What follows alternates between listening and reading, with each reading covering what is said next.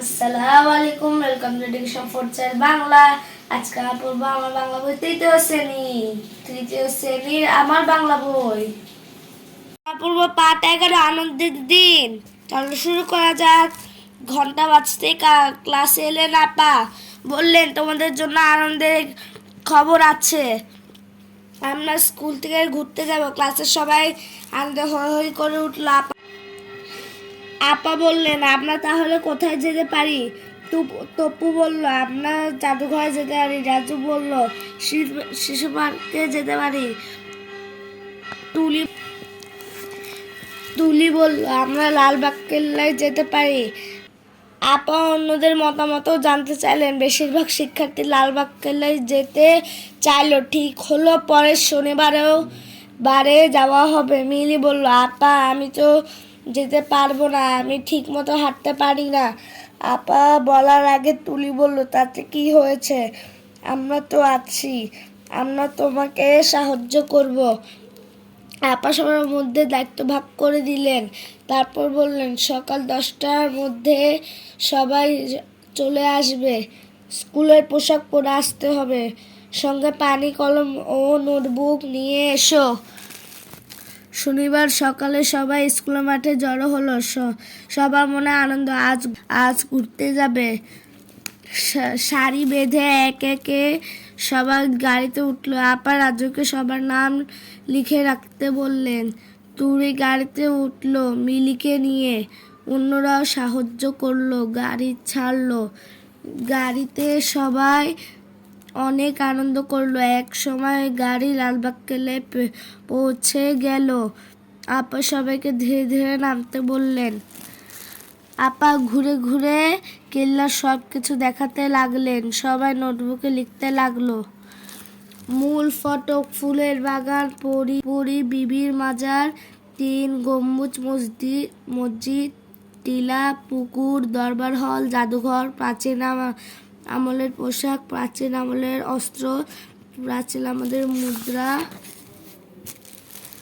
লালবাগ কেল্লা দেখা শেষ হলো। আপা সবাইকে নিয়ে কেল্লার মাঠে গোল হয়ে বসতে বললেন। কেমন লাগলো? সবাই একসাথে বললো, খুব ভালো। আপা বললেন, কে আমাদের গান শোনাবে? মিতু ও রাজু গান গেয়ে শোনালো। এবার ফিরে যাওয়ার পালা। সবাই সারি বেঁধে গাড়িতে উঠলো। রাজু তালিকা দেখে সবার নাম মিলিয়ে নিল। গাড়ি আবার রওনা হলো। দিনটি খুব আনন্দে কাটলো। এখনো অপূর্ব শব্দ শিখি। জাদুঘর, যেখানে ঐতিহাসিক গুরুত্বপূর্ণ জিনিস প্রদর্শনের জন্য রাখা হয়। শিশু পার্ক, শিশুদের খেলার ও ঘোরার জায়গা।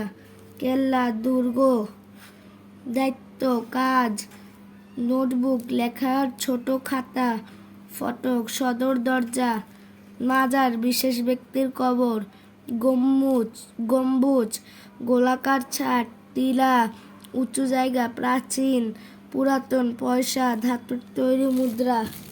বাক্য লিখি। মতামত, আমি সবার মতামত জানতে চাই। জাদুঘর, আমি জাদুঘরে বেড়াতে যাব। নোটবুকে আমরা প্রয়োজনীয় জিনিস লিখে রাখি। প্রাচীন আমলে অনেক পুরানো জিনিস আছে। তালিকা, একটি তালিকা তৈরি করো। যুক্তবর্ণ ভেঙে লিখি এবং নতুন শব্দ বানাই।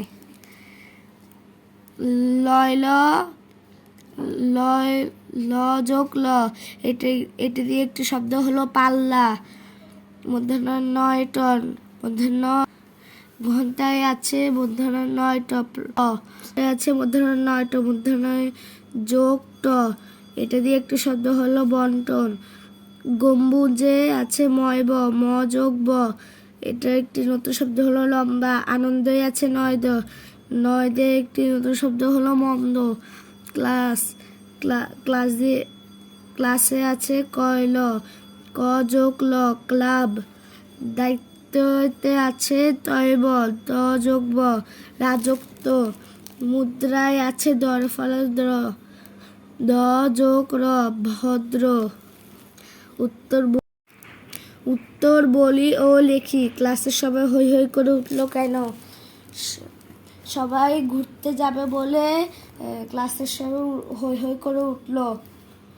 খ সবাই মিলে কোথায় যাবে ঠিক করলো? উত্তর সবাই মিলে লালবাগ কেল্লায় যাবে ঠিক করলো। গ আপা কি কি জিনিস সাথে নিতে বললেন? উত্তর তোর আপার সাথে পানি, কলম, নোটবুক নিতে বললেন। ঘ কাকে সবার নাম লেখার দায়িত্ব দেওয়া হয়েছিল? উত্তর রাজুকে সবার নাম লেখার দায়িত্ব দেওয়া হয়েছিল। বিভিন্ন ধরনের বাক্য। আমাকে একটু পানি দাও, এটা হলো অনুরোধ সূচক বাক্য। সবাই খাতা বের করো, আদর্শসূচক বাক্য। ফুল ছিল না, নির্দেশমূলক বাক্য। মানুষকে সাহায্য করবে, উপদেশমূলক বাক্য। তুমি কি বাড়ির কাজ করেছো? প্রশ্নবোধক বাক্য। ভালো লাগলে লাইক, শেয়ার, সাবস্ক্রাইব করে দিও। Education for child Bangla subscribe করতে ভুলো না।